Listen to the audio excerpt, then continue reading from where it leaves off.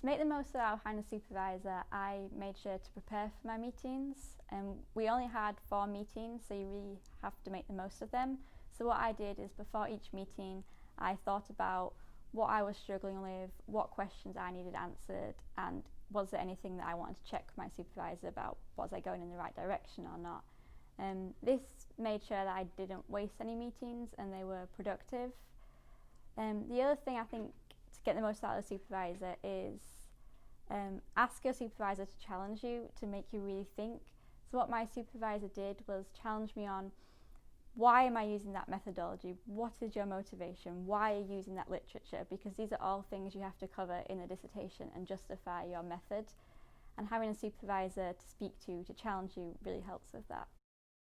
In preparation for the meetings, I made sure that I was making lists of questions. So I would have a Word document, and as I was doing my dissertation, if there was things that arose that I didn't understand or things that just popped out that I was a bit confused about or needed help with, I would make sure that I noted these down and would ask her in my next meeting. So that was really important, preparing for the meetings so that you had something to talk about there. So it's important to make the most of your time with your supervisors when you've scheduled a meeting. You can lose a lot of time during a meeting if you've not got your data ready to go, if you have to boot up your laptop or get that spreadsheet ready. So make sure you go into your supervisor meetings fully prepared and ready to extract the most benefit from it. I think the thing with supervisors is to almost manage their time for them.